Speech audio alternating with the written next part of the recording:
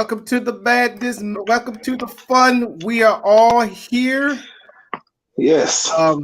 Teach. I'm a teach. Just give me the plus sign when you're good. I ain't want to put you out there like that, but she's here. But ladies and gentlemen, welcome to another edition, to another installment of the I would say Ella Monte show.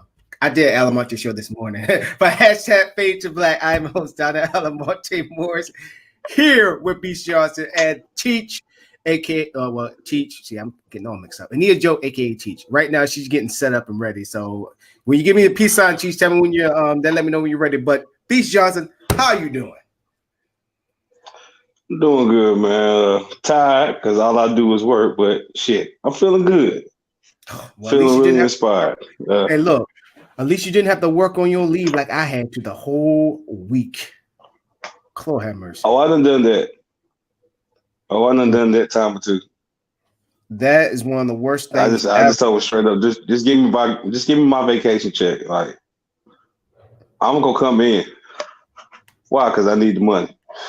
Right. And I know somebody around here is gonna mess it up. And speaking, and I'm greedy. Yeah. And speaking of that, let's go on ahead and just start. Oh, we got our first comment. We got Mr. Keith, our number one fan. Hey, McCary. How you doing? Hey, McCary, one thing I forgot to let people know, share this show out. Because as y'all see, it looks like I'm not paying attention to nobody and all that stuff. That's me actually sharing the show out there. So to help us to get a further reach to our audience, please share this show on your Facebook and on your timeline.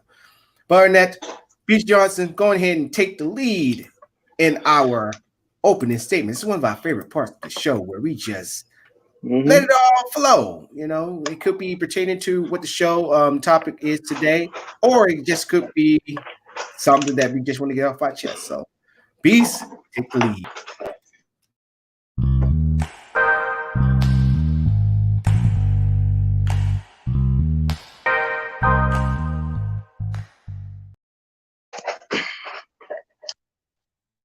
Now, as you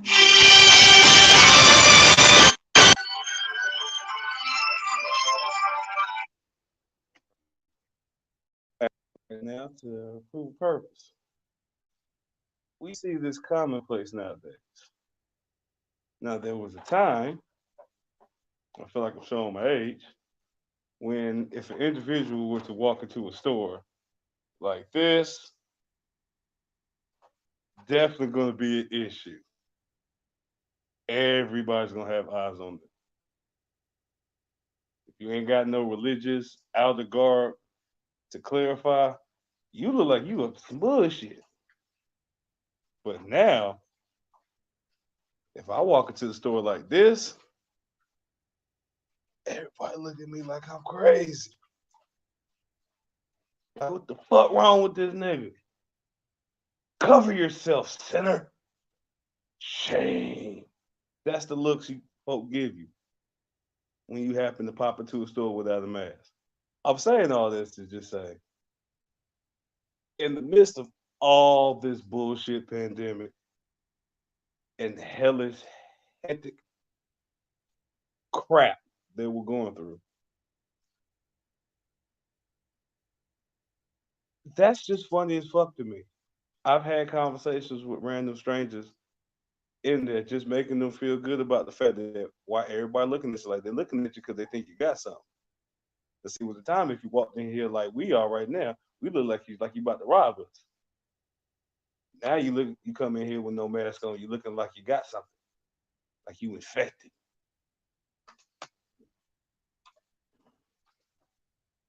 All I'm saying is, learn to take a fucking joke, like I said last time, and have a laugh.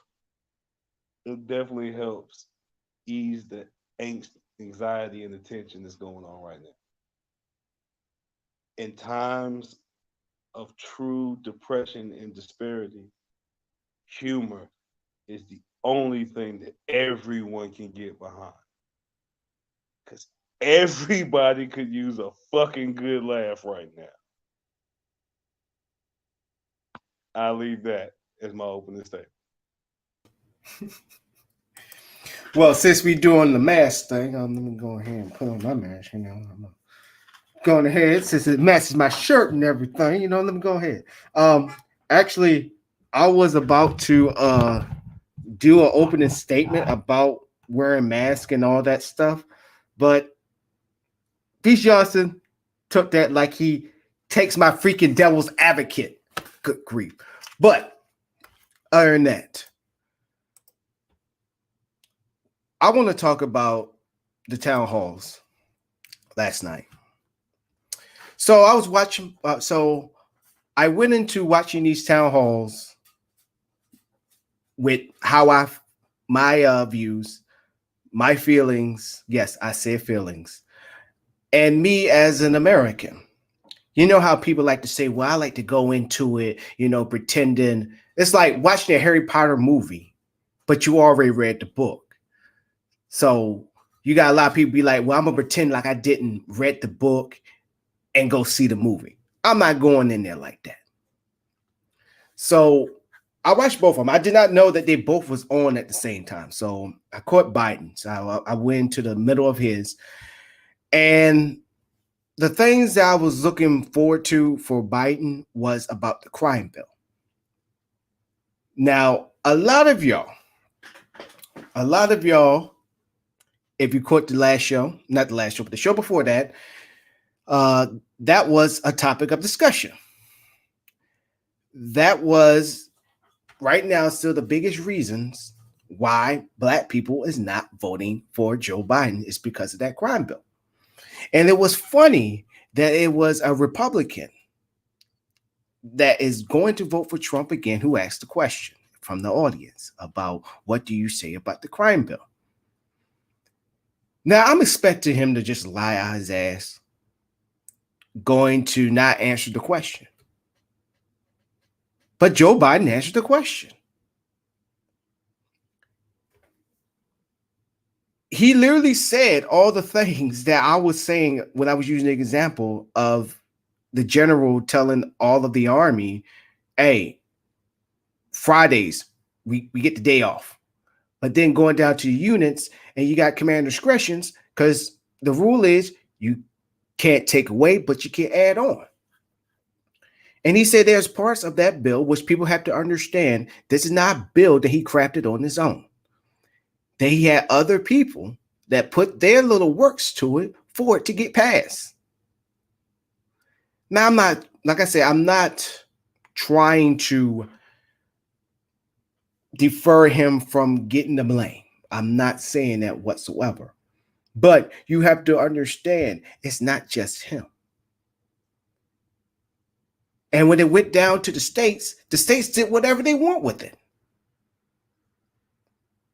to make the bill seem worse than it already is. He explained himself and he regretted. I believe people can change. But another criteria in both these town halls is how they engage their audience. I believe Biden engaged his audience not just as voters, but as people. He even talked to one brother who brought up his little thing about if you don't vote Democrat, you ain't Black. And he said that, well, I've got the question that he asked, and I think that was on police reform. And he answered that question. He said, if you want to continue to talk about it, we could talk about this after the debates. And he didn't disappoint, even though the camera may appear that it was all staged and all that stuff. I'm going too far, but seeing how he still stayed after the debates and talked with the people, he also had great engagement with the people too as well. That's another thing you got to keep in account. That's a sign of a leader. Now, when I go watch Trump, I'm already expecting the worst. And damn it, I was not impressed. This man, I don't know how many lies this guy can say in a day and get called out and still in point blank range. Either he blames somebody else or he just come at you with more lies. And people are blasting this moderator for going at him. Why is she being so mean to him? Why is he doing this? Why is he doing that? That moderator is doing her job, something that Miss Page and freaking Chris Wallace should take notes on. Because if I say something, as y'all seen on the show countless times, if I say something wrong, I expect to get checked. But if I find out to be right, I'm going to stand on it. But everybody who kept asking him questions, from people who was going to vote for him to the people that's going to be voting for Biden, and even the people in the middle, he didn't give them a straight answer. I still want to know, what is this freaking Medicare plan that he has? Me saying that I got it in the works, would you be asking questions? The moderator pounced him on that. One of the people that asked him a question was pouncing on that. And he just lied through the whole entire town hall. I felt sorry for everybody who had a brain in that audience who had to deal with all that. Because if you saw that town hall meeting, you saw what presidential looked like to what not presidential looks like. Now, like I said, I'm going to vote. I'm registered to vote. But I'm going to tell you one thing. I'm not voting for Trump here. Not voting for him. Biden still got a lot of convincing for me. So don't think with me saying my view on this is me telling you that I'm going to vote for Biden and you should vote for Biden. I'm not telling you that. Because just because I'm not voting for Trump here, does that automatically think that I'm going to go ahead and vote for Biden? Because Biden still got a lot to do to get my vote. And that right there is my opening statement. Good evening, everyone. Happy Friday. Friday is the day that everybody gets excited because it's the end of the work week. You can kick back and relax. Sometimes, depending on your pay schedule, you might be getting paid this Friday. And just kick back, relax, and enjoy because it is Friday. And I am in pain. But nevertheless, my opening statement, I want to do a confession.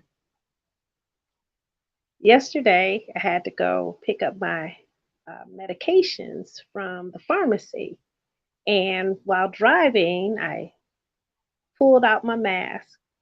And usually my procedure is once I get to my destination, I'll put my mask on as I'm getting out of the car.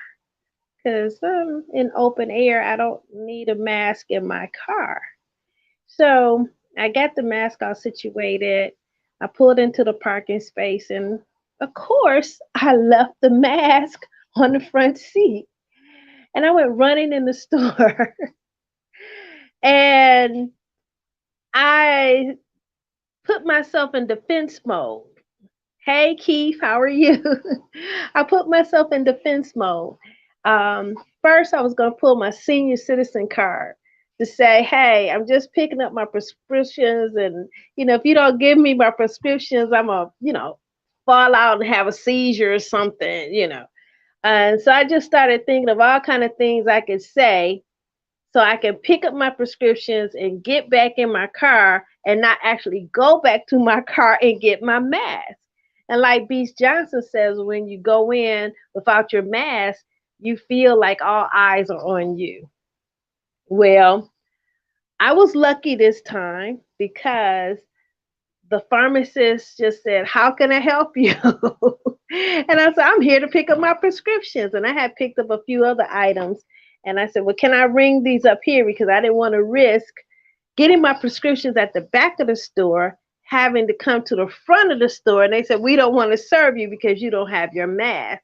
So I tried to do everything at one time, and it worked. And it's terrible in this day and time that which is unnatural has made a way into our lives to become natural. I actually felt naked and exposed without my mask. And I guess that's the way you're supposed to be. So I confess that I went to the store and I did not wear my mask, and I was determined to be defiant to accomplish my task without going back to the car to get that mask.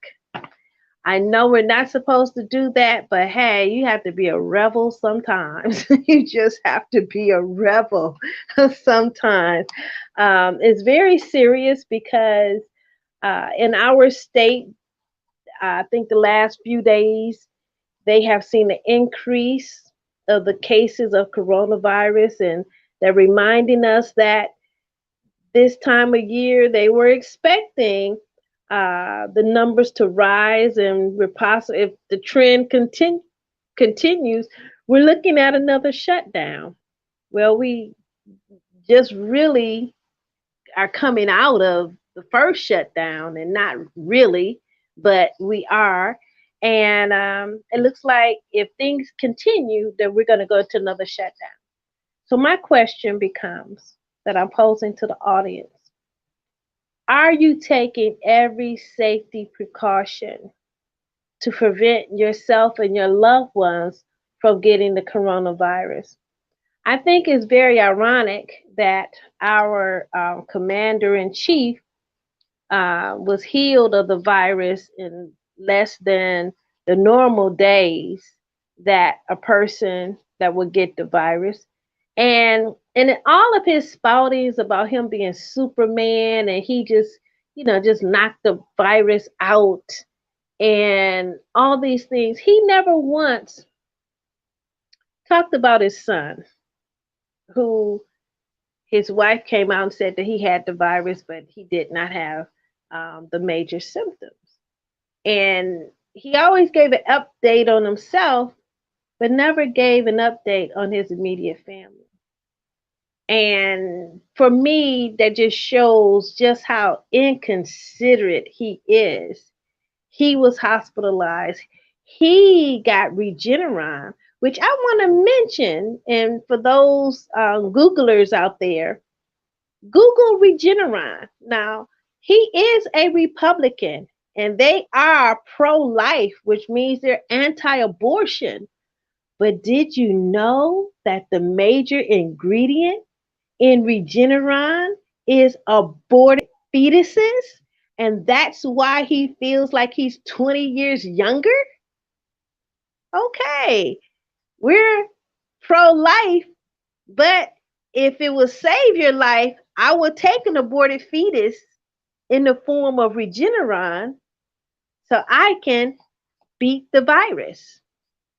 So how much of an oxymoron is that? What type of contradiction is that? So that's my opening statement. So let's get this show started. Wow, with the breaking news already. Yeah, let's go ahead and let's jump into it, because Ice Cube been getting dogged. So I want to get started with that. So let's get it. Sorry, that's the wrong one. Oh, let me get myself back. Let's go ahead and get into our main stories.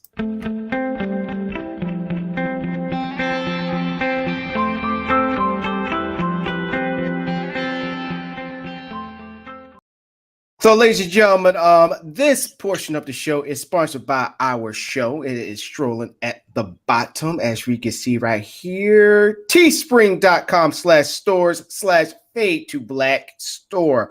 Promo code, as you can see at the bottom, 10% off all merch. So go ahead and get the shirts, and also get your nice cup. Get your nice coffee cup. Go on, take a look at that. We control the narrative. All right. With that being said, so let me give you all the backstory. So Ice Cube has been reached by the current administration to help out with that platinum plan that was supposed to help out Black communities, Black businesses, and all that stuff. And he's getting a lot of flack. And before I give my thoughts, I just want, just hearing that, what do y'all think about that? One, we went over that platinum plan and we figured out, like everybody is saying, that is the aluminum foil plan. And two, I've heard that he's getting flack and they're just trying to slant it to one side. I believe what his defense was that he was working with both sides, or he offered to work with both sides, but only Trump's camp contacted him.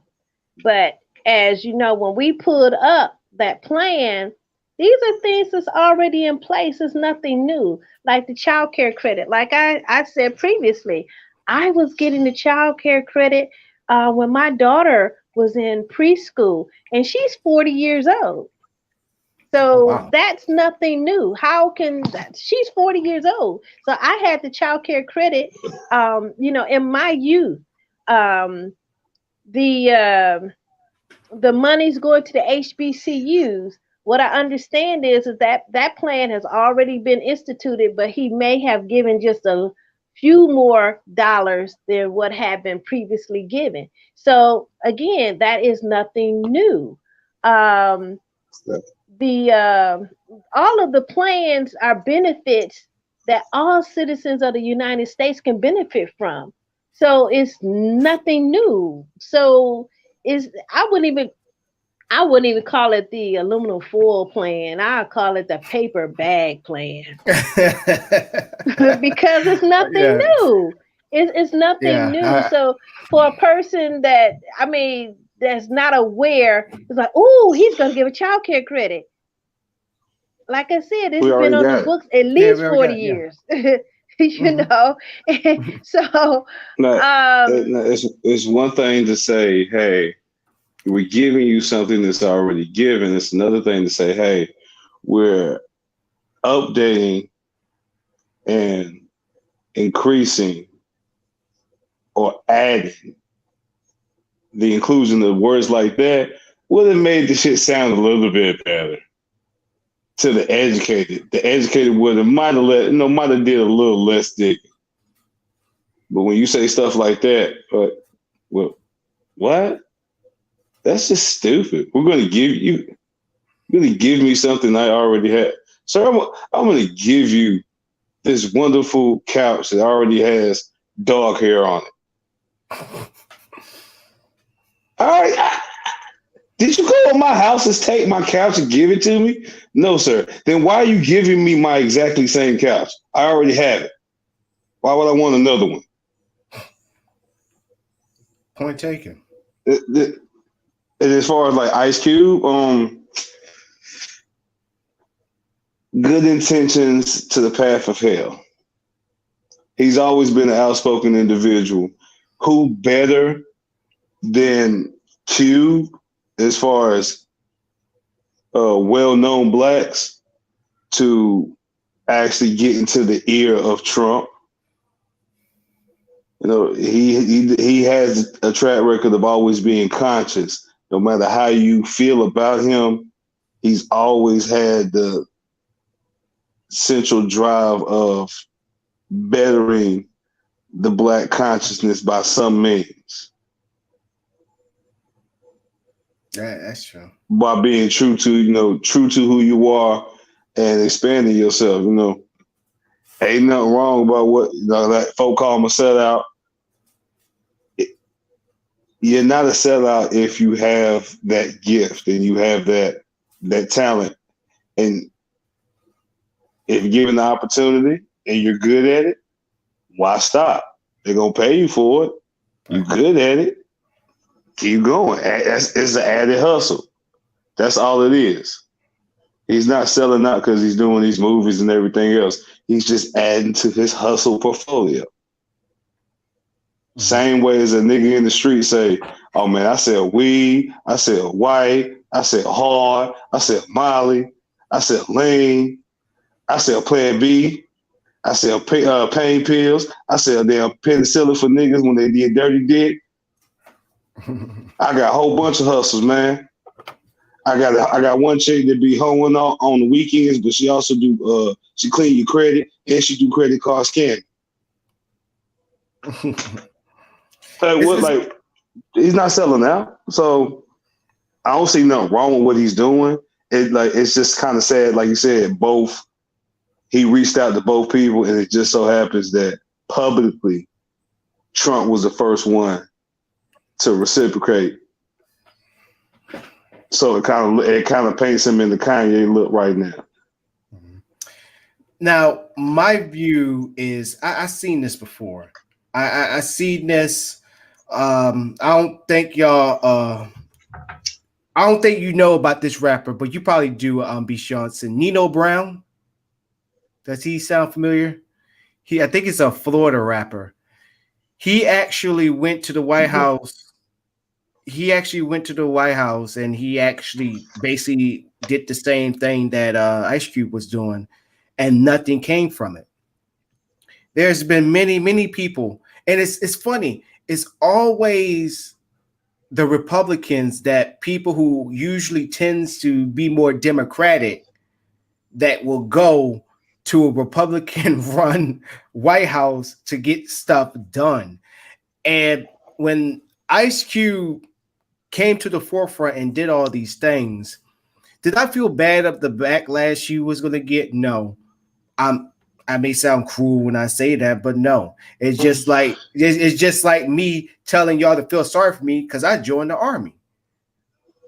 There is a chance for me to freaking go deploy. Newton's law of relativity says for every action there's an equal and opposite reaction. Yeah. In layman's terms, for every choice, there is both a positive and negative consequence and repercussion as a result. Yeah. And so go ahead, Teach. What I just taking Ice Cube's side, he recognized there are some things that we need in the African American community. And I applaud that effort for him to go to the table and at least have a plan. But when you have these preachers that just say, oh, he the best person in the world, but you don't have a plan, there's no demands, there's nothing you asking of him. See, that's a total different reason. See, those preachers went to the table for a photo op. That gives them prestige. But Ice Cube, if he helped write or he influenced that aluminum plan or paper bag plan, then at least he went with some ideas. And not just to kiss up. There's a different position. At least he tried to make it plastic instead of aluminum foil. Right. It's a difference than going to kiss up. Yes'm, master, yes'm. Whatever you say, master. Then, master, look at this. Consider this. Try this, master. Right. That's a different approach. Yeah. So and for it's that, not even I master. It's not even master. It's sir. Like, you're not my master, but I will give you some respect.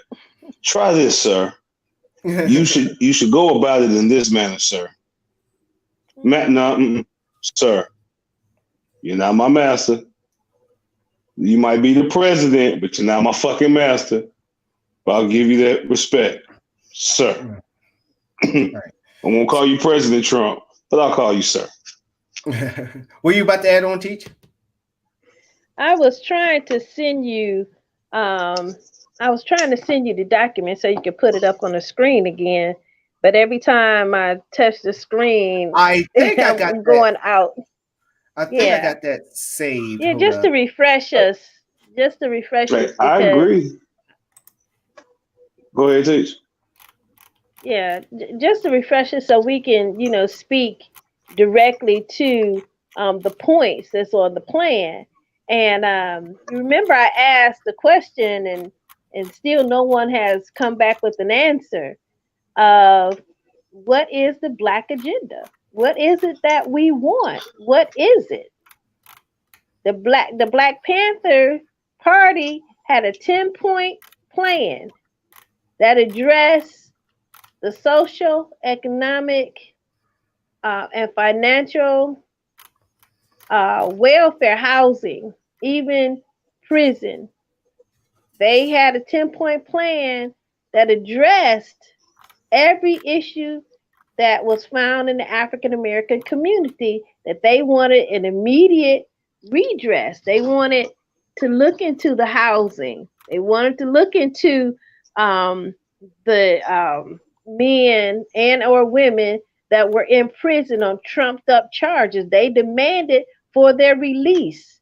They wanted better housing. They wanted better jobs. They wanted better education. They had a 10-point plan. So today, 2020, We don't have no plan. in the fourth, we don't have a plan. Just give me 1 point. That's what I'm saying. And the reason why I asked for 1 point versus 10 points, as African Americans, we should have at least 1 or 2 points in our mind that we want addressed, that we want solved. I've been thinking, and this is going off topic, that a future show we can talk about the strongest institution in the world or the weakest institution in the world when it comes to the Black family. We should do a segment on what can we do to strengthen the Black family, because the family is the strongest institution known to man. As you may see, I got it. This is Okay. aluminum foil. I mean the paper bag. I mean Paper the bag. platinum plan. This is the plan to be level of worth to be determined. Right. But to go on to what you was talking about, Teach, about Ice Cube. So let me go ahead and play devil's advocate. I'm taking that away, freaking beast. It's mine. I had a point, but go ahead and take it. So playing devil's advocate. I've seen this happen before. And it's great that he's going up there and he said he already had like a contract for Black America, which is great. But now we're at a point where we're sick and tired of being at the table and you hearing us, but you're not listening to us. Now it's time to freaking demand. Now it's time for, like, looky here. If you want at least one Black person to vote for you, this is what needs to happen. Because I'm gonna sound just like that woman off of Lean on Me that went against Mr. Clark. She said, I'm willing to go out there and we're gonna beat the streets. And she said, if you don't get Mr. Clark out, we're gonna vote you out. That's the type of way. I don't care who it is. I don't care if it's Ice Cube or if Tyler Perry, takes the reins and come up there and starts to negotiate. I don't care. That's the type of demeanor that we need to start having. Because I don't know if Ice Cube went up there with Louis Farrakhan. I don't know. But he need to have him beside him. Like, look, you got to do this. Or a lot of Black folks, even Black folks that are voting for you, will not vote for you. And I think we're at that point right now in America, where we're sick and tired just being at the table and talking. Now we're demanding. And if we don't get what we want, you think those guys, those Proud Boys, are the people you should be afraid of? You already saw not fucking around coalition, how they rolled up. You don't think there's other coalitions like that around here? You think that's just it? So it goes back to also what Beast Johnson, he believes there's going to be a civil war. And honestly, to this day, every day it's going from 25% to 35% to shooting up to 50%. Since you said that, it's funny you said that. To give confirmation to that statement, P. Diddy, now you got some notoriety, has also made the same proclamation, stating that we must vote him out by every legal means necessary. If we do not and we allow him to continue, we are leading ourselves to a race war. Yeah. And So yeah. Go ahead, Chief. I want to put it on record. I don't know Diddy, so we ain't talked. So Right. I'm just saying. You know, we talk about having a place at the table. And when I was coming up in my youth, there used to be these jokes that are probably culturally insensitive now. But I'm thinking it'll probably be appropriate when we look at the table. The table is usually age range 50 plus, silvered hair, white men, sprinkled with an African American here, maybe a Mexican or a Hispanic there, but primarily the table is white. The jokes used to be the white man, the black man, the Chinese man. And I don't know if you all were privy. I got one. To those I know jokes. one of them jokes very well. Yeah. I know one of them offhand. As soon as you said that, it popped in my head. Okay. Now, but just think if the table was the white man, the black man, the Chinese man. Just think if the table looked like that. Just think that's a diverse table. Okay? But when the table is always majority one race, you don't have equity. You don't have diversity. How can diversity come from a non-diverse table? And I even worked for a company one time, and this is back in the 80s, early 90s, where they were first talking about diversity. And they gave their definition of diversity. Their definition of diversity was a white person that had the ability to communicate with other races. For them, that was diversity. Diversity did not mean actual other individuals or people of color working alongside them. No, that's not diversity. And even fairly recently, within the last 10 years, I worked for a company that gave their definition of diversity. And for them, diversity meant the various countries in Europe, from the Scandinavian to the Polish to the Italian to the French. For them to bring those races into the work environment would mean that they're being diverse. Hold up. Whoa. Didn't include any other continent. Okay, so diversity is not defined by different shades of hue.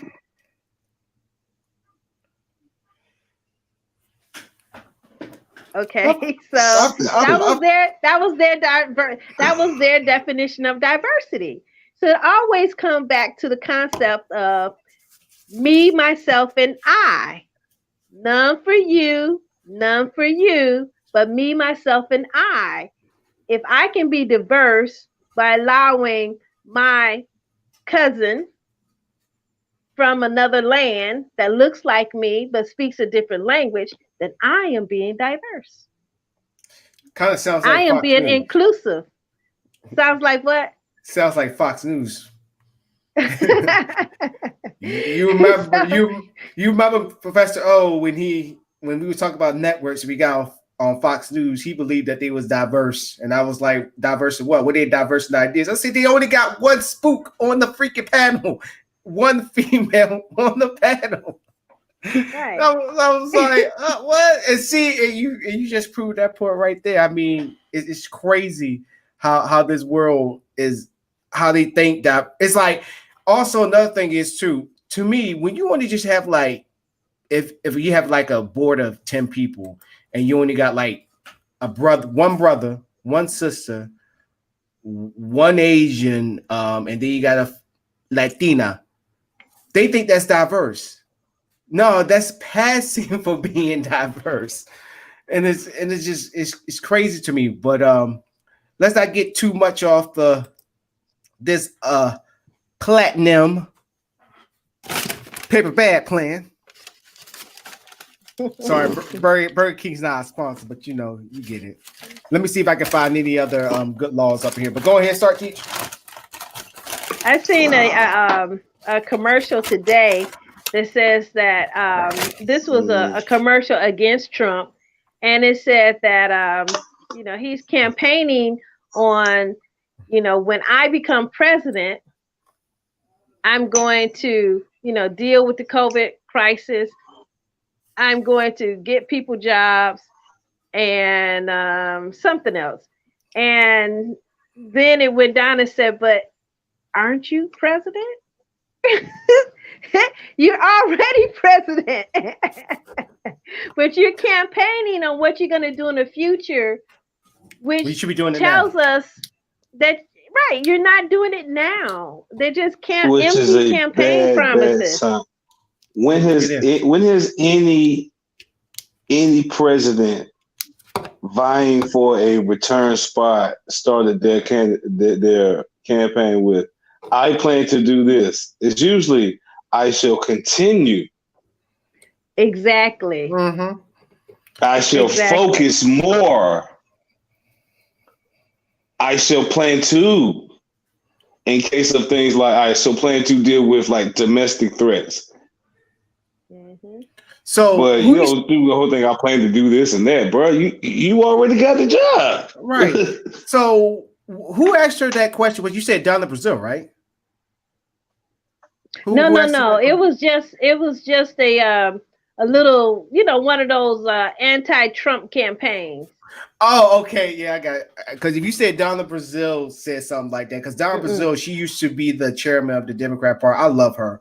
I thought she got the short end of the stick when it leaked that she gave Hillary Clinton the questions and the answers on the I think it was like on a debate, gave her all the questions, and she got thrown on the bus. I'm like, it's part of the game. I probably would have done the same thing too. I mean, you want to get ahead, but you got caught. She works for Fox News now, but that's why I get too much off the subject. So let's go ahead and get to this plan, because it seemed like the Hotel Ice Cube controversy has really took us off of what is really in this damn platinum plan. So Cheech, go ahead and take it away. Could you scroll up or scroll down? Down. Okay, wait a minute. Okay. Concerning, I wish I could control this. I got you. But scroll back to scroll back up to the HBCUs.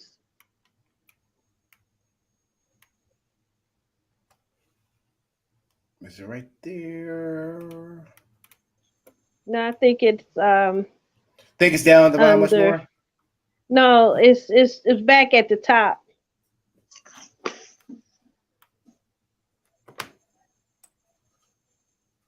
In the white section with the check marks. Okay.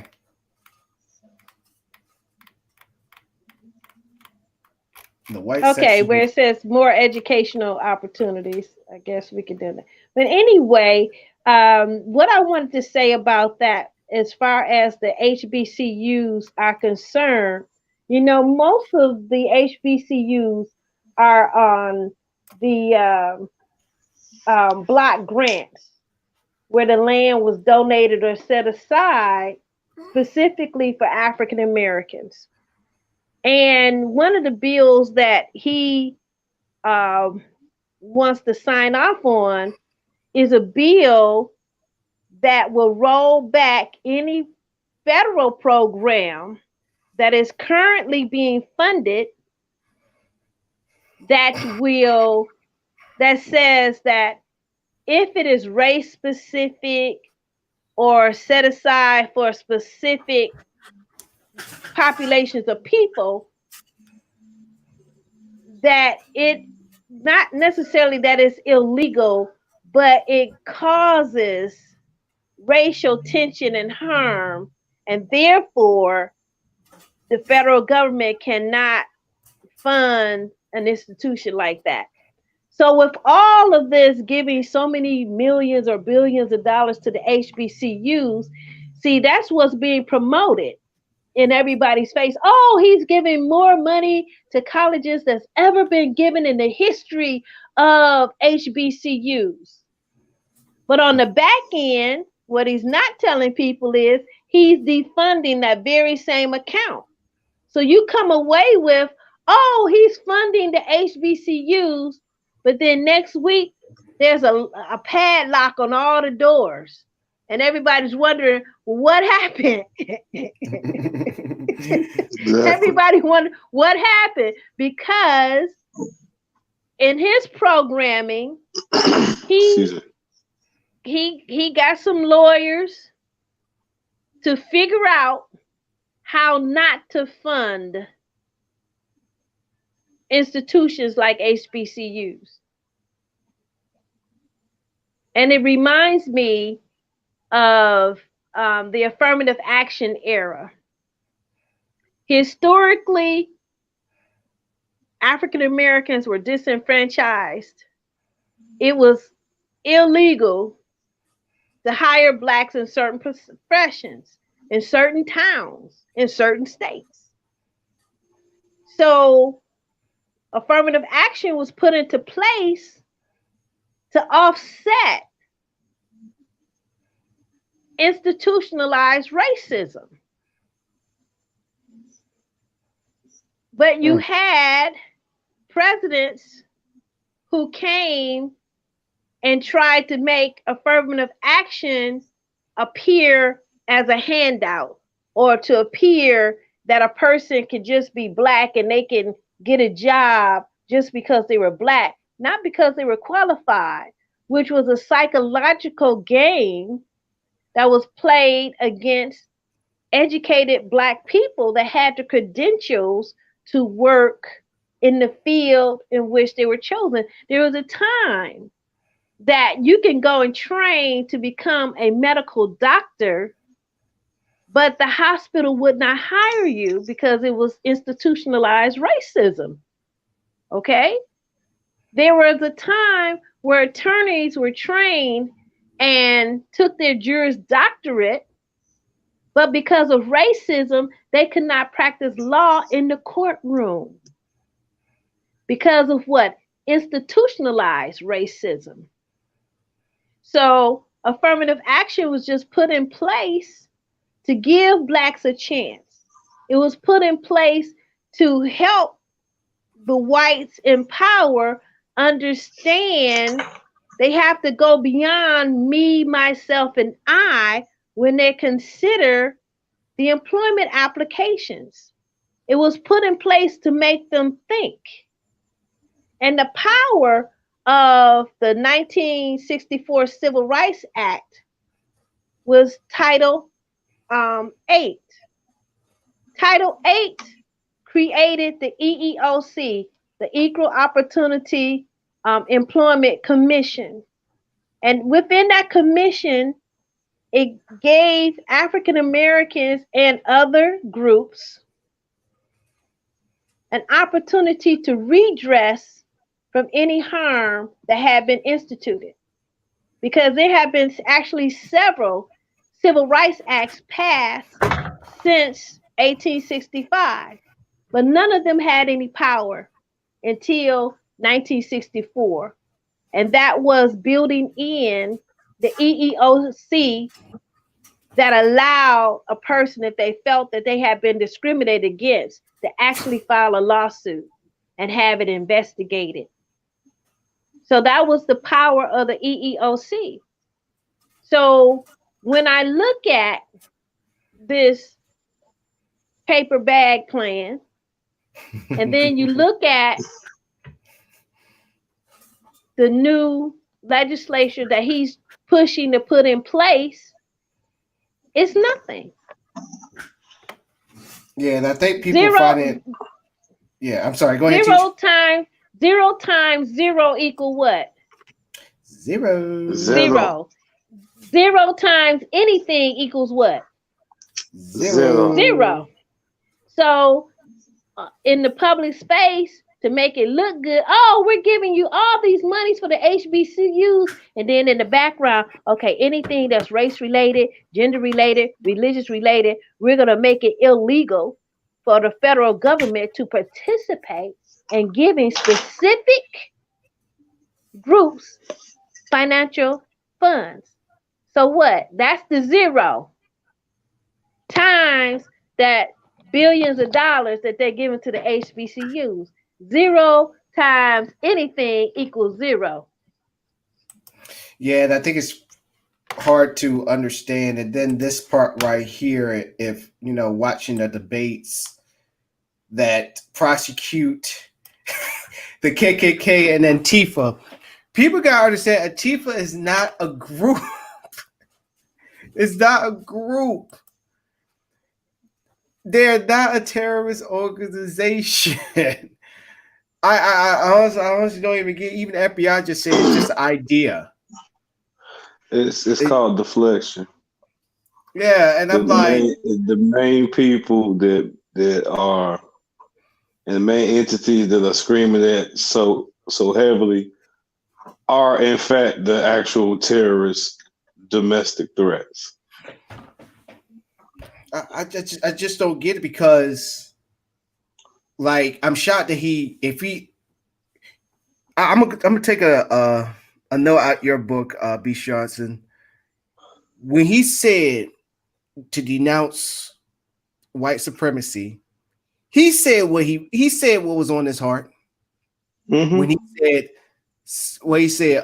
stand by, stand down, stand by, stand back, and stand by. Stand back, stand by. He meant what he said.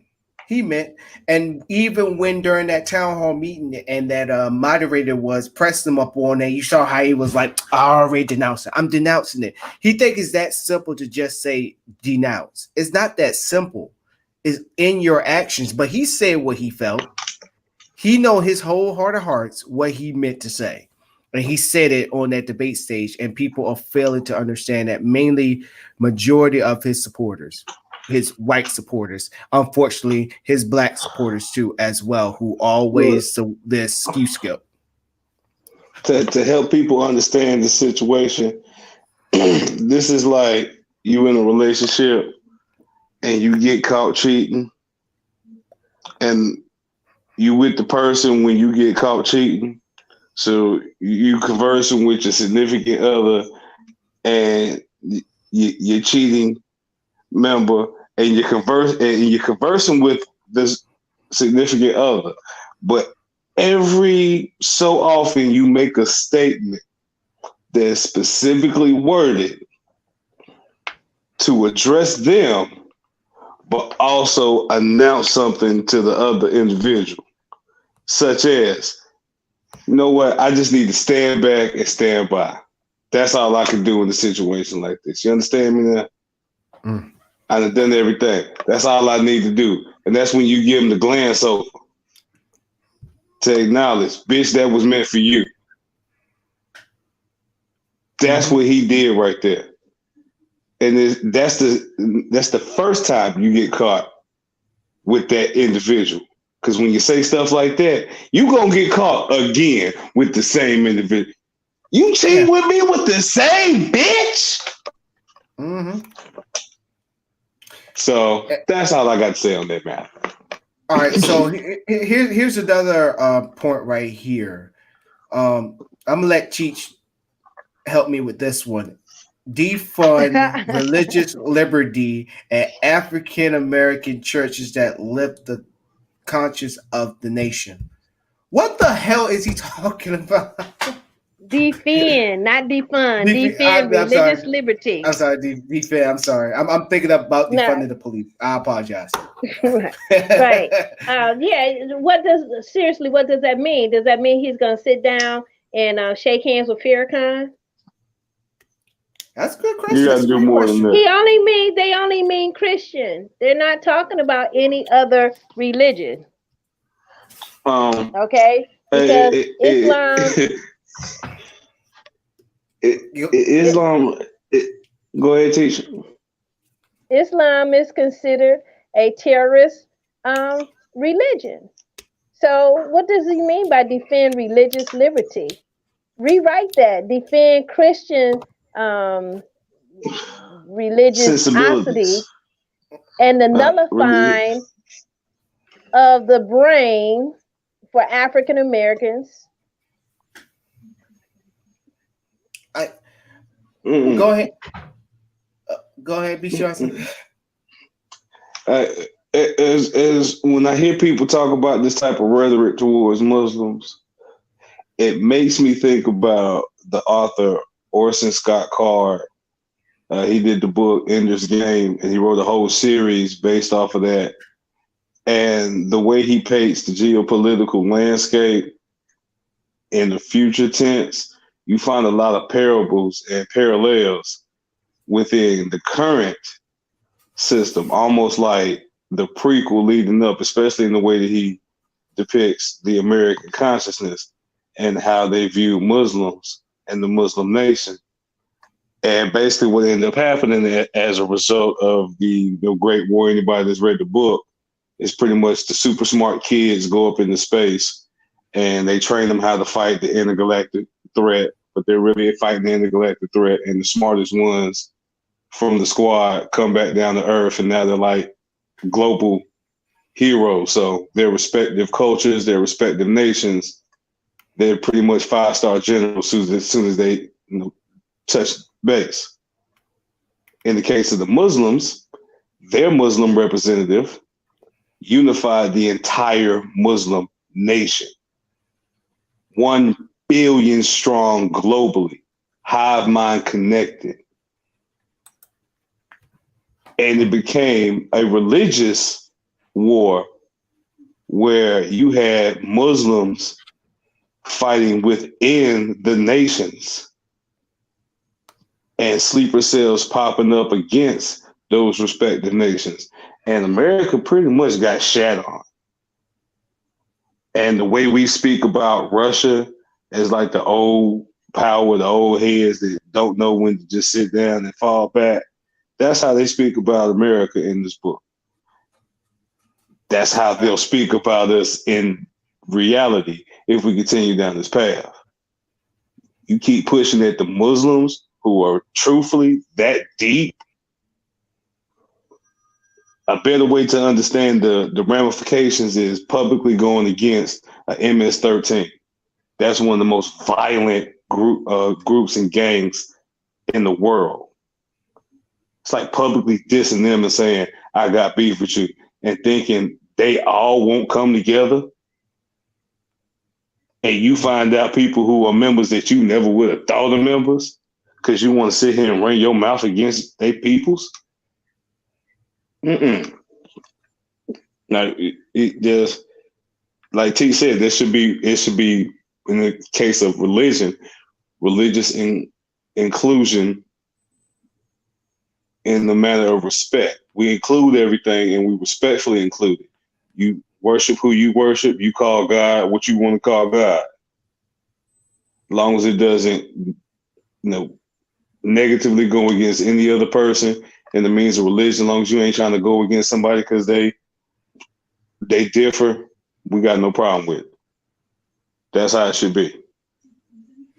Yeah, that's how it should be. But the world got their different views from it, and it's crazy. I said that with how this whole entire country. Let's go ahead and get us in the dumb screen.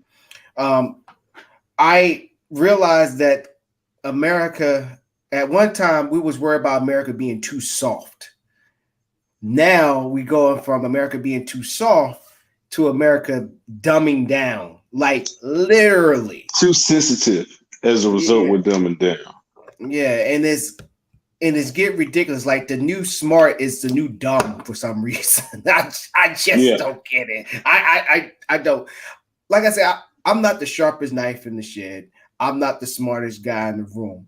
But when you got this guy over here sitting there talking about some crazy ass shit, but a reasonable person will look at it and be like, dude, you need to calm down. You need to get the fuck out.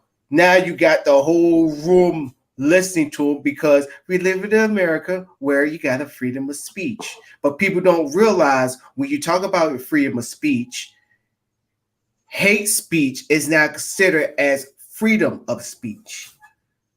Unfortunately, myself, McCary, defended those type of damn rights. So when people talk about freedom of speech, realize what you're saying. And also when you say it, goes back to what Beach Johnson was saying, whenever there's an action, there's an equal and opposite reaction. So how this country is coming down to, and this circles right back to this paper bag, not this paper bag, but this paper bag that you see on the other side right here on the screen. It goes to this because a simpleton will look at this bill or whatever you want to call it, look at this plan and be like, oh, wow, go give $300 billion for small businesses. Oh, Steph, I can get started my own business. But when you get around somebody that's actually an expert in that field or know what they're talking about and say, dude, you could get that now. We already get that. Donnell, to the fans, I'm currently smoking right now. So it's safe to say I'm high. And I can clearly look at this thing and see and look at somebody like, and that was like, nigga, we already get this shit. What's fuck new about that? Right. I mean, all these things, like us, because it's also another thing that kills me too. Somebody that would look like ourselves, that would look like Teacher, look like me, or look like Beach Johnson, would take this bill and go to a person, a brother, that is vote for Biden, and be like, "Do Biden got a bill like this?" Like now, all of a sudden, they're the subject matter expert on this platinum plan. He don't have this. He don't have $300 billion going to black businesses. He also helping to defend all, African American churches and Antifa. Yeah, Antifa. That's been like a phenomenon that I be seeing on my Facebook nowadays, where they just take this source of information and just run with it. And it's not only just with people who's voting for Trump, but also the Biden crew too. Because they could be like, well, Biden, he explained about the crime bill, and y'all still not going to vote for him and all that stuff, blah, blah, blah, blah, da, da, da, da, and just run with that point. That's where we at right now, ladies and gentlemen. This is where this country is at. They would take these things without understanding the facts, understanding the truth. So I'm happy that we have somebody like Teach, and me have somebody like Beach Johnson, dim a little bit of my knowledge. Haha, I'm the host. To break this stuff down for y'all, and that y'all can tell your friends that are just probably Trump supporters. Do you understand what you're reading? It's okay to say that you don't understand. It's okay. I mean, there's a lot of things that I don't understand that if Teach have a knowledge for it, I will ask her that. Or if Teach don't know anything about this music or this artist, she will ask Beach Johnson. And Beach Johnson will ask a question like, Morris, I'm trying to start my own podcast. What do I need to do? There's nothing wrong with that. To me, it's the easiest way to find what you're looking for. Go to the quickest port of interest. I know this person knows something about it, so they can at least put me in the right damn direction. Right, put me on or something like that. But as far as that $500 billion to grow minority businesses, just ask all of the minority businesses that did not get any stimulus money. None. There was a whole list of them. The money ran out by the time they got to them. They got reject letters. And why is it that the millionaires and billionaires got millions and billions of dollars, and the small business are like, oops, we're all out of money? So, and it was across the board whites, but it was more black-owned businesses that went out of business in this current economy, and they did not qualify, or they were rejected for the stimulus money. So when they throw out all those big numbers and say what we're going to do, let's look at what you have done. Yeah. And it's just sad that we don't talk about that. But then you got people who say, oh, that's a leftist thing. A lot of black people do not, other than myself, refer to themselves as being on the left. They just think black issues is just a left issue. No, it's an issue that both sides, to me, have not looked into thoroughly. You got one side that acknowledge it, don't do anything about it. The other one just says, oh, we just going to keep putting these laws on you so y'all can keep going to jail. And now, what I would like to see for those black businesses or other businesses that did not benefit from the money, I would like to see exactly why. Is it that they didn't have their paperwork in order? They didn't meet the, if they didn't meet the criteria, why did they not meet the criteria? Because then we will, that's the problem. Once we identify the problem, then we can find a solution. And see, and you just gave me an idea for a town hall that they're probably not going to do, but it should be something that should be done in the future. They should have a town hall where it should be number black people. Should have a black town hall during the presidential election or whatever ethnicity. Let's keep it for real. They're not going to do it, but that's a great idea because now you're putting the foot to the fire of the president and also the candidate. Because I guarantee you, no matter if that however they split from the conservatives to the liberal, to the progressive, to the libertarian, to the ones that are like, this is my first time voting. I can imagine how that town hall is going to be. I could just imagine. Or actually having a debate at a HBCU. Actually have it there. Actually have a moderator like Tamika Mallory. I don't know if anybody's familiar with her. She's the activist that's out there right now. She was out there for Tamir Rice. She's currently out there for the up in Louisville right now. Have those type of moderators. Or I'm not even going to give her the benefit of the doubt. I'm not even going to mention her name. I'm just going to say CO. I will not let her be a moderator. But having... Go ahead. See, the problem that I see with that is that if they allow or did a town hall specifically for one racial group, then the gays and transgenders, and they will want one for them, and then the other races will want one for them. And that could just spiral down into a big thing. I think what needs to happen is when they have a town hall, community members need to show up. Which goes back to what we were talking about in the show before that. Is if you not necessarily show up, they need to be allowed the forum and opportunity to speak and truly speak. Because we have seen community activists and members come to town hall meetings and get up to the podium and be cut down, shortened, timed out, or just stalled out.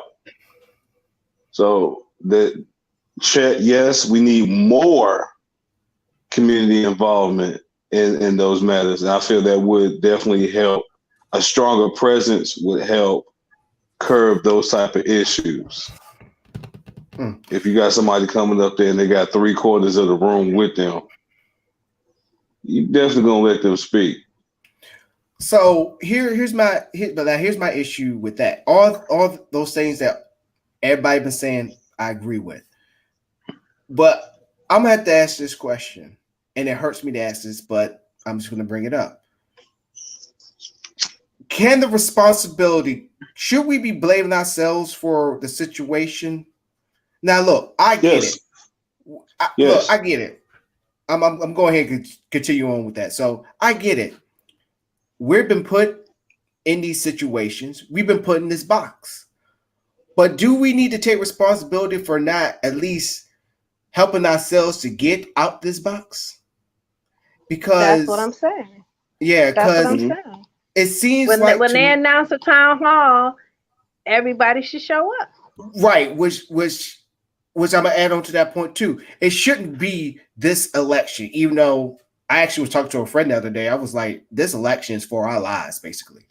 This is an entirely different type of freaking election. And then also, before I go on with my point, I want to say this. I'm gonna put myself in the middle. Sorry, B. Sean. I know you was in the middle for a while. Let me go and take the middle. Listen to me and listen to me good, folks. Stop comparing this election with 2016. Don't sit there and say just because Joe Biden got a big lead that he's not going to win, because look what happened in 2016. You know the only difference is in 2016? Biden do not have a scandal. One. And number two, he don't have the Russians going on your Facebook timeline showing you how much you hate Biden. So let's stop comparing 2016 to now. It's entirely different. So I want to get that point out the way. But yeah, go ahead, Teach. I think people are more fired up this time. They see those that didn't get out the vote. They see how necessary it is to get out and vote this time. I think people are more serious in this election. Yeah, this is. I mean, this is a vote to save this, just save America in general. But going back to us now, our issue is it shouldn't be just the gravity of this election that has us going to town hall meetings and saying how we hate police brutality and all that stuff. This is something we should be doing every year, every day. This is something that I'm like this. It's like in the football game. This is why I don't like playing conservative. If I'm whooping your ass throwing the ball, guess what? I'm continue throwing that ball on that ass on you. I don't care if the score is 67-0. I'm there to kick. Yeah, I'm gonna kick your ass.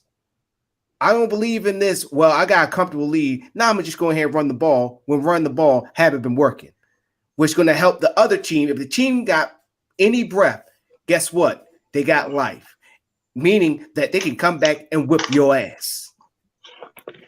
Until I see no mas, until I hear no mas, or keep tap digging in your ass. Right.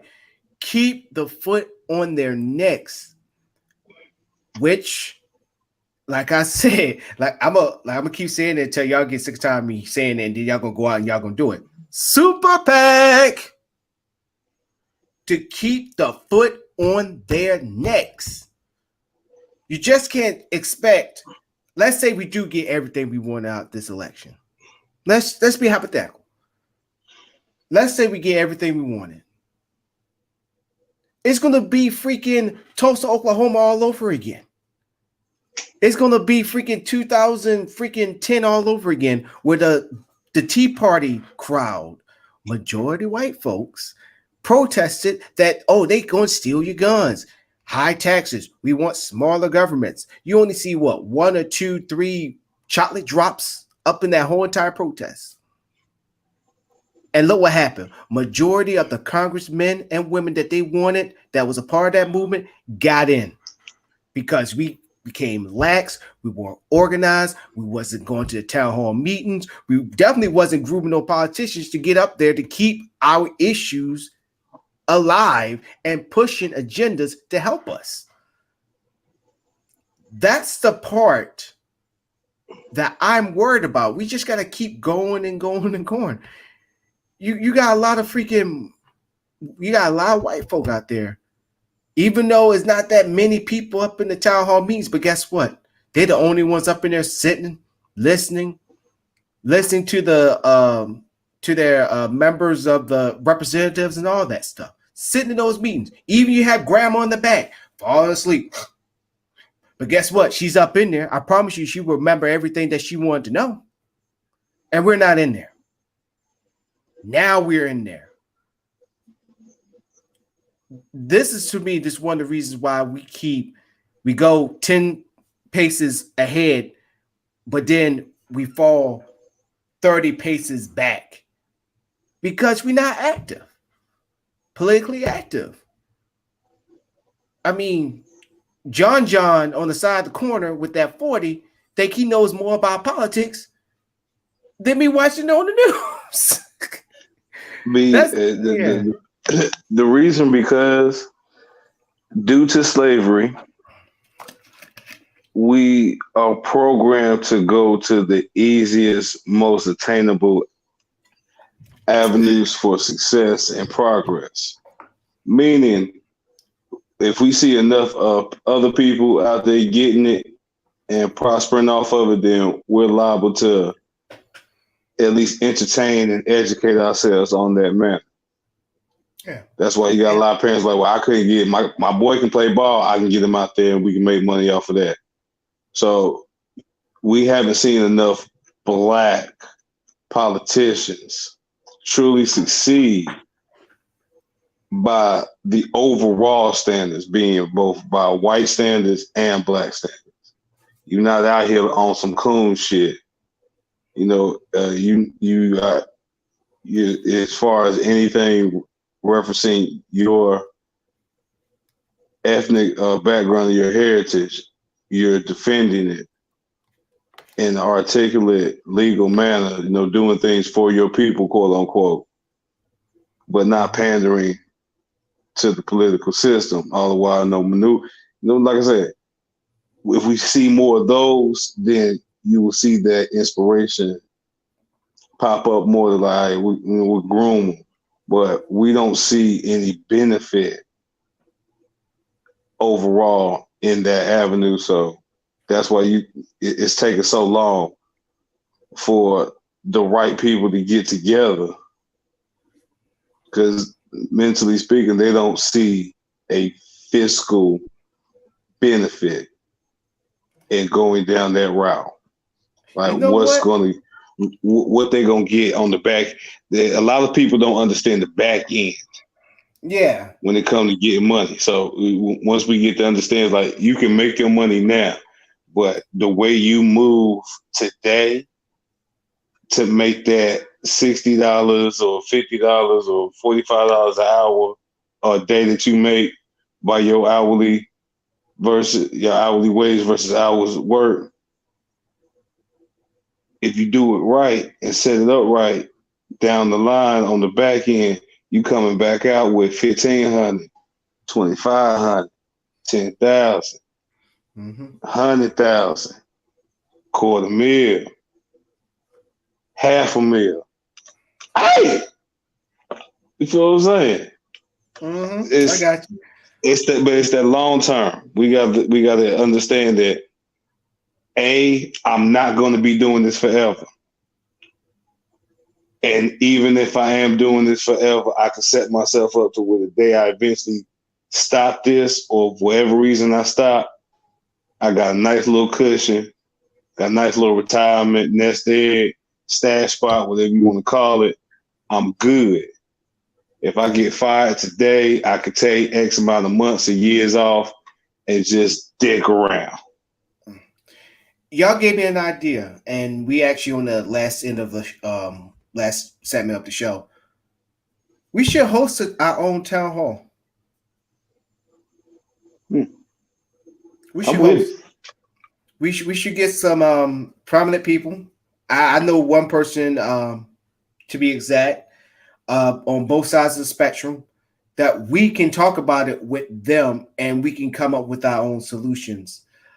Because, like I said, I believe that this election is a vote for our lives. And we just can't sit by and just go ahead and vote. It should be more behind just voting. We really need our thoughts, our feelings, and going with what you was talking about, Teach, know what our agenda is. Because honestly, I think we're chicken with our heads cut off, basically.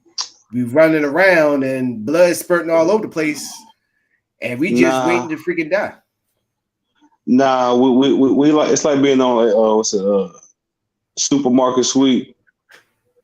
We got that mentality. Was like we got everything in front of us, and we really don't have, like I said, we don't have the plan of action. We don't have the to go. It's like, all right, I need this, and this. So my route to get it needs to be here, then swing back here, bam, over here, because we don't have that. That's a easier analogy for us to understand, because I agree we don't have an agenda, because everybody has a sub agenda, and nobody is willing to take the initiative to balance the agenda. Somebody, if you talk about, let's use Star Wars for example, you got the Sith, you got the Jedi, but then you have the Gray. The Gray is the ones that are in the middle. They do what's necessary to keep everybody in check. That means when they have to be good, they join up with the Jedi and they be good. But when they have to, when the good is too much and there needs to be a balance, then they'll tip over and become the Sith, keep everything back in the line. You have to have folk in that type of mindset that always strive for the balance. A balanced agenda has to be something that answers everybody's questions and concerns in a concise manner. Like, for example, it has to be a unilateral thing. We have to not only ask for our civil and human rights, we have to ask that we be unilaterally equal in the eyes of all federal and governmental assistance and access. We also must have reserve the options for migration. For those that want to go, they have that open opportunity. And if they choose to hold dual citizenship, they are allotted that opportunity as well.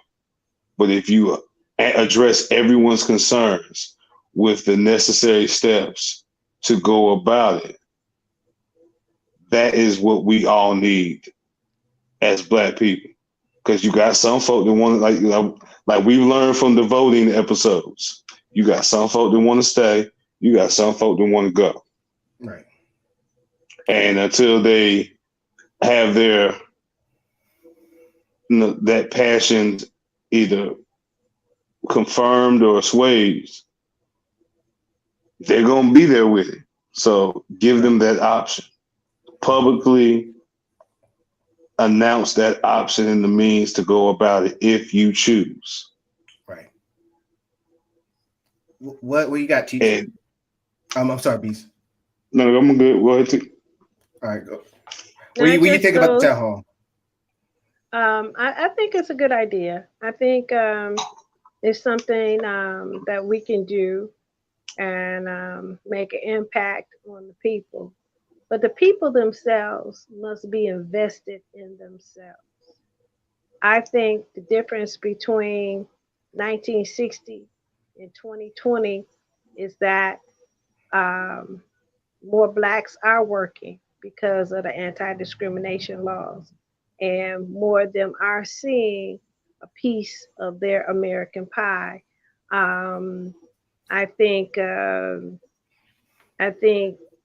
because we have made those advances in the education field, in the workplace, it may not be the exact jobs that we want, but prior to 1960, as I said earlier, you can go to law school and become a lawyer, but cannot practice law. Today, you can go to school, become a lawyer, and you can practice in any court that you so desire. So we've made advances. And in making those advances, we're not as hard pressed as we were 60 years ago. Uh, for some families, we may see the uh, the leveling field because we're on it, we're playing in it.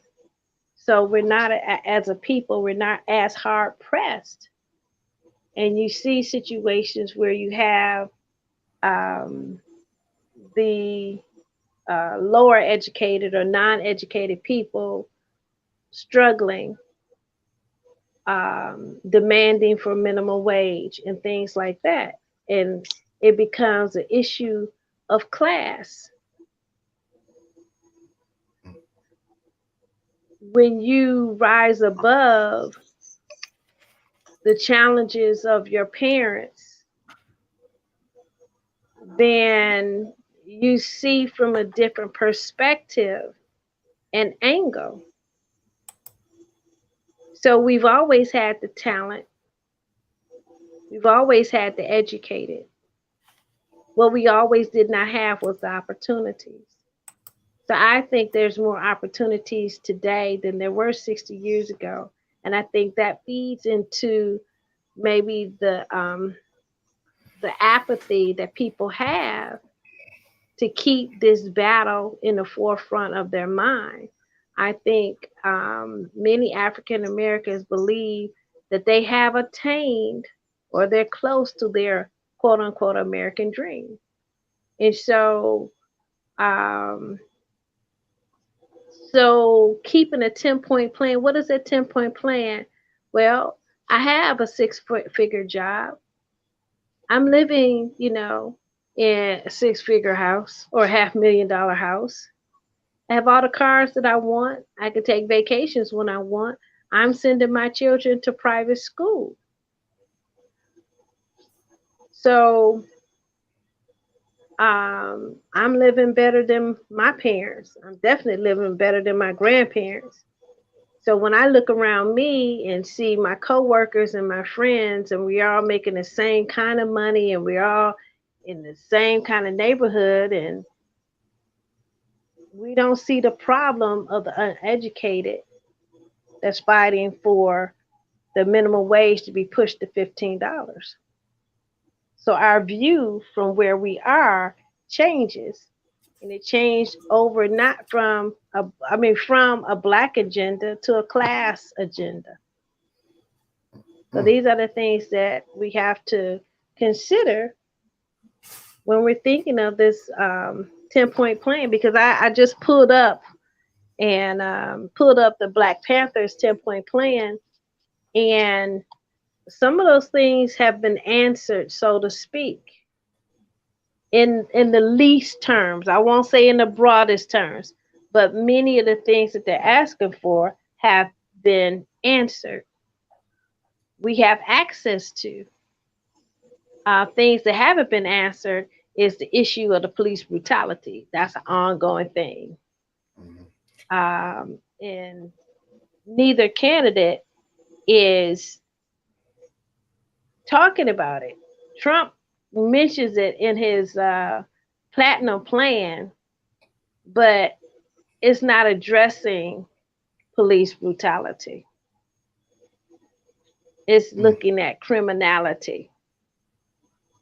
And that is a dilemma that African Americans must rise over.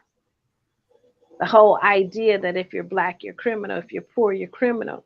But criminality or poverty does not equal criminality. And neither does wealthy equal morality. Just because you're wealthy does not mean that you're not a criminal. One has nothing to do with the other. And in our society, they make it seem if you're wealthy, then you're moral. And if you're poor, you're criminal. And that is not true. If you are amoral, whether you have money or not, you're going to commit a crime.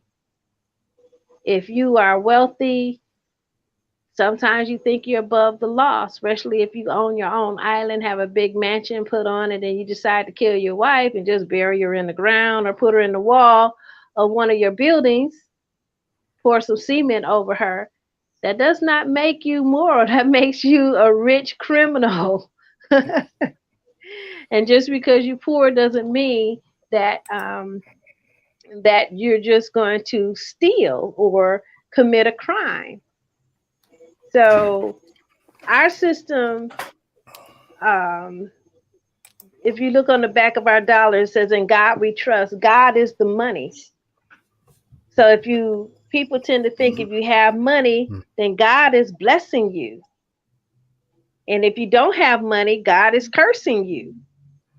And that's not true. It's just our system of capitalism. Capitalism rules. Capitalism, the more money you have, the more prestige you get from other people, which is just a psyche, a mindset, because you're the same person whether you have money or not. But if you have money, people will heap upon you prestige. It does not mean that you are of a good character. It just means you have money. But somehow or another, people believe that if you have money, God is blessing you.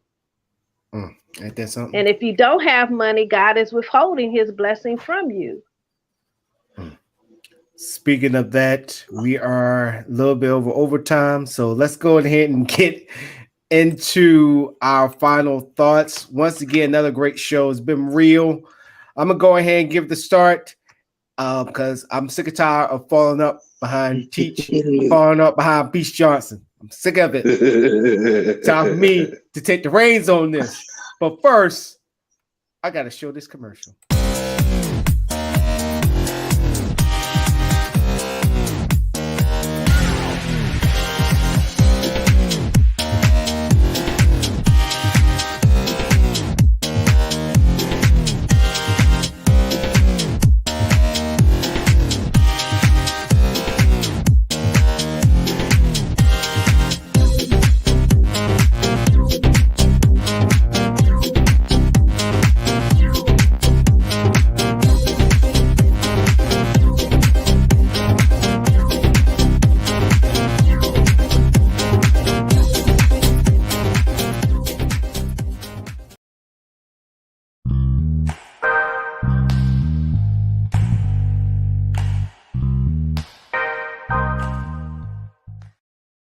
Oh no, that bass line gets me. For some reason, it reminds me of Beast Johnson. Because, ladies and gentlemen, let me go ahead and advertise my panelists real quick. Beast Johnson, y'all need to follow him.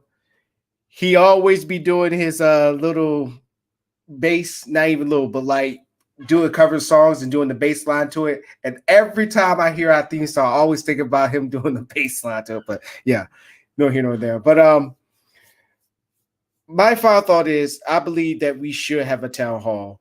I'm going to organize that. That's an idea that happens on the fly. Ladies and gentlemen, I'm about to let y'all in on a little secret. Majority of these shows, I don't write nothing down. This is coming on top the dome. So I always get my mind ready for the show, like what I want to talk about and all that stuff. Or sometimes I just reach out to Teach and we just talk back and forth, and she actually helped me, come up with the ideas for the show. And then also I watch a lot of YouTube and also Facebook, wherever have you. But other than that, much better than the Supreme Court Justice nominee. She wrote nothing and never didn't answer any questions. But nor here nor there. A town hall, I'm down for. We need all the scholars on that. I need all the political analysts. I don't care if you swing left, swing right, you're pure black conscious, or you just hate your own skin color. I don't care. All hands on deck. What do you want out of this election? Now it's time for us to demand what we want. Because whoever wins this election, you should not, after January 1st, after January 2nd, January 2nd, you can't complain. You can't complain, well, why this didn't happen, why that didn't happen. This town hall is going to put all that, this is going to debt that shit. This town hall, like Teach was saying, this is our agenda. our 10-point plan. It could be more than 10 points. Who knows? At least we got something on the table on what we want to help improve the lives of Black people. My first one on the ballot, to tell you the truth, is police brutality. I believe each and every one of those damn police officers and police officers is probably right now that's doing something wrong. They deserve the death penalty. I said it. They deserve the death penalty. I even take it one step further. When the and I'm probably gonna get criticized for this, but I don't give a damn. This is how I feel. When those cops got shot up in they got shot in their police car by whoever who ran away, I just did this. You ain't thought karma was gonna come? Karma don't stop because you're a cop. You do dirt, you get dirt. A whole lot of it. That's why this town hall meeting is important. To come up with the agenda on what we not need, not only want, what we demand that needs to take effect in our community. Business, freaking schools, education, all that stuff. So I'm gonna give y'all all the details once I work out the plans. I'm gonna talk to my panel about it offline and all that stuff and get their ideas when we get this town hall meeting. So if you know somebody that is influential in their communities, tell them to contact us. And that will be my final thought.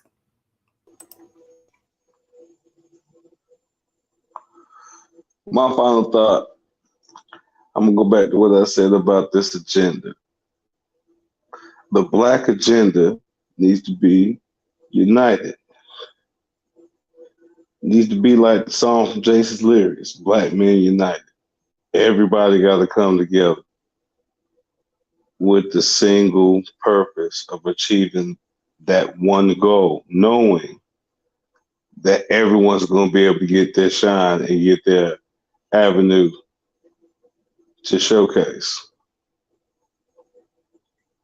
But in order for that to happen, we as Black people got to understand that not everyone is right and not everyone is wrong either. So if you want to really get to the bottom of this problem and get the plan together, you got to bring everyone to the table, including the folk that don't even want to be at the table, don't even want to be in the house, they don't even want to be in the area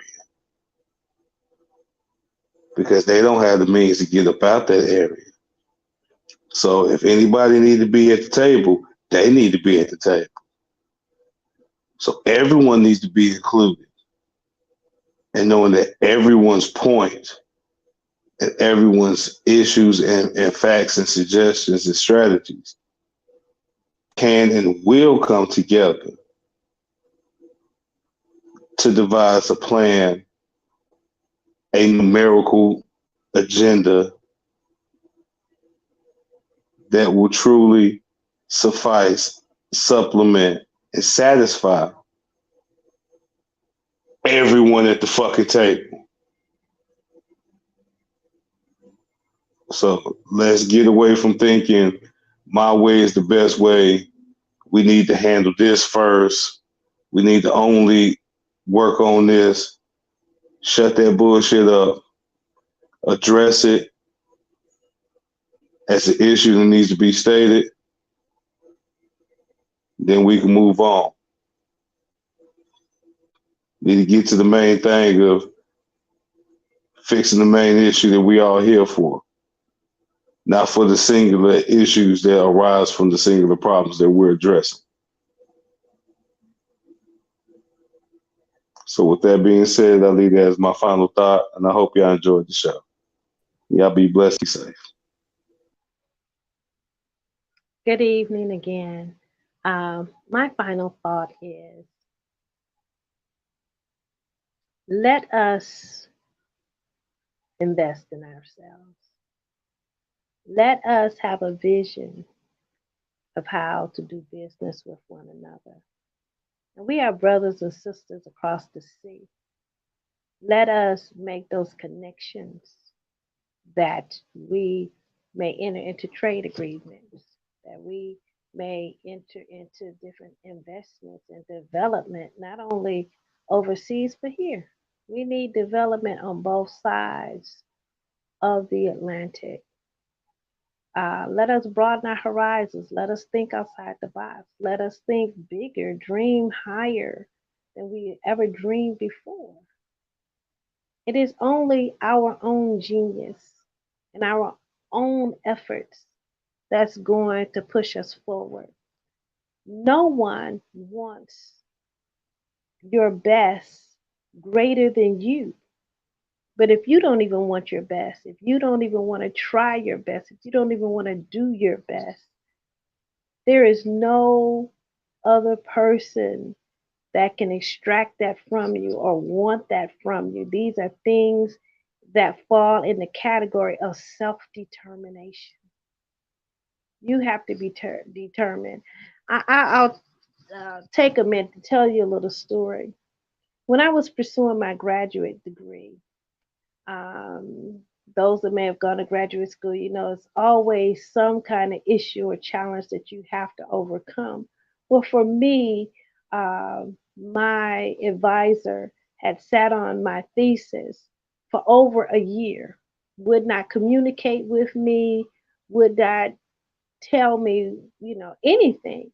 And I got very frustrated. So I would reach out to various family members, people that I held near and dear, and I would, you know, express, you know, what can I do? I'm looking for guidance. What can I do? I've talked to everybody, and everybody, you know, nobody's giving me any advice. And so my aunt at the time, she said, well, just let them have the degree. I looked at the phone. I looked at the phone, and at that moment, I felt she was speaking foolish because that was my work. That was my degree. I worked.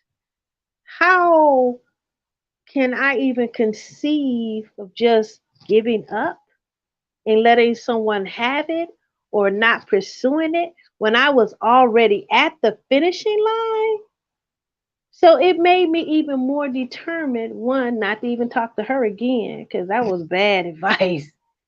And two, that was my degree. I had to fight for it with everything that was in me.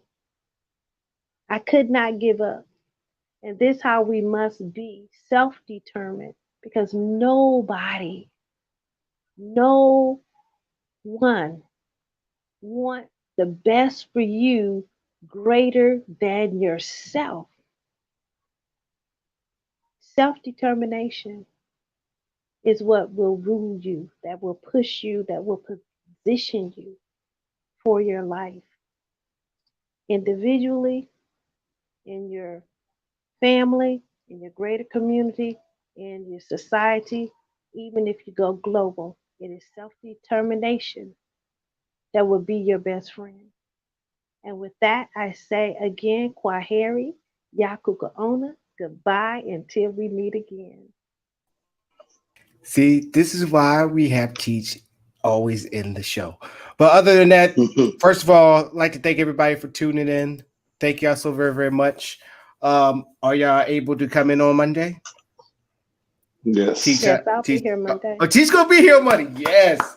And then also, I have not mentioned this, but I want to mention this now. Professor O, if you out there, please come back home. Come back home. We miss you. I mean, I really mean that. We miss you on this show. We missed your perspective. You are still Mr. Hope. I'm honestly surprised you ain't came back now. So I second that. Come on back, dude, because I honestly figured you'd be back by now. Yeah, come on back. Come on, Teach. You know you got something to say. Go ahead. Each man is free to determine his own destiny. I knew it was coming. Hey, I'm gonna leave on that, but ladies and gentlemen, thank y'all for tuning into the show. Thank y'all for tuning in. Thank y'all for tuning in this whole week. We only had 2 shows. Thank y'all. Thank you, Keith. So He's a free man to come and go as he pleases. that's true. That's true, but how you answer? But once again, ladies and gentlemen, as for Peace Johnson and Nina Joe, aka Teach, and me, your host, Dada Alamonte Boy, trying to keep it together. Mr. Once again, come back. Remember, every man has the freedom. And I would let y'all know more on the town hall. Y'all go ahead, enjoy yourselves, be safe. Once again, wear a mask. There's a disease out there. Or yeah. I'm out. Man. Catch y'all later. Y'all have a good one. Goodbye. We out.